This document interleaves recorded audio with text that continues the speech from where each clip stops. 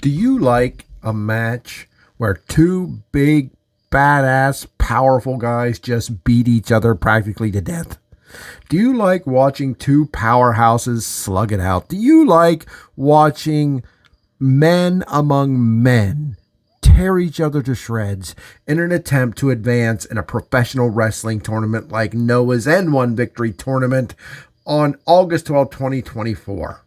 If you like that, if you love that, if you're like me and you sit there and dream of matches like that, then you want to see Josh Briggs take on Masa Kitamiya in the next matchup that was from this evening's N1 tournament. Josh Briggs, 6'6", 300 and some pounds, versus a much shorter Masa Kitamiya, but extremely powerful, able to take punishment like no other wrestler I've ever seen and keep on going. I mean, people talk about Ishii, and I'm not here to put him down, but Masa Kitamiya is better.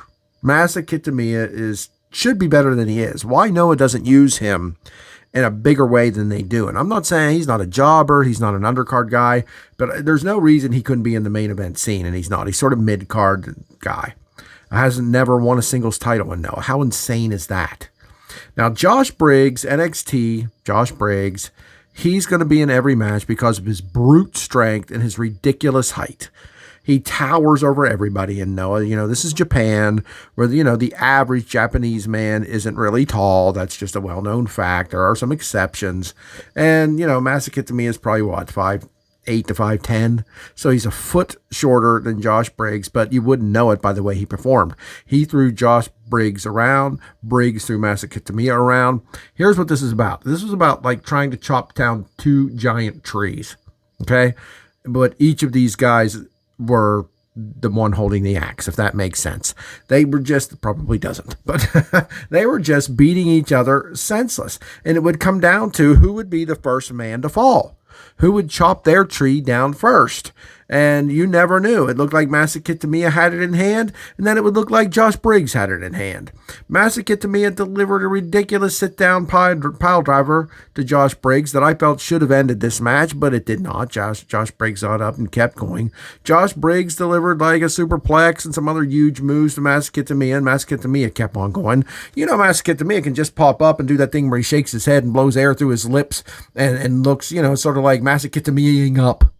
Hulking up, right? And his opponents look like they're scared. His opponents look like, my God, what do I got to do to beat this guy? And that happened here, and Josh Briggs was clearly frustrated. Josh Briggs is one of the biggest jaw jackers I've ever seen, not necessarily in his promos, but while he's wrestling, he is mouthing off to his opponent, you suck, you're using the F-bomb, you aren't any good, just get out of my face, why don't you bring it? Getting in the ref saying, I'll get him in the ring, shut the F up. I mean, I don't know if he does that in NXT or not. I'm sure he doesn't use the F-bomb.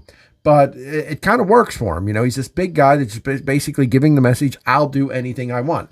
Masa Kitamiya is the kind of guy that's like, give me everything you have to give me, and I will keep going and beat you in the end. Unfortunately, that didn't happen. Josh Briggs gets the choke bomb on Masa Kitamiya. Big choke slam. It drops into a power bomb, and he beats Masa Kitamiya. I wasn't real thrilled with that. I like Josh Briggs. He's up to 6 points. Kitamiya's at 4. I like him, but he's going back to WWE, so I can't like him too much like Tavian Heights. I really, really like these guys in Noah, but I know they aren't staying. That's why I wish Masa Kitamiya would have gotten this victory. Masa Kitamiya needed it more, in my opinion, for his career, for just being the devoted soldier he is in Noah. But it didn't happen, but it's still a great power man match that I absolutely loved.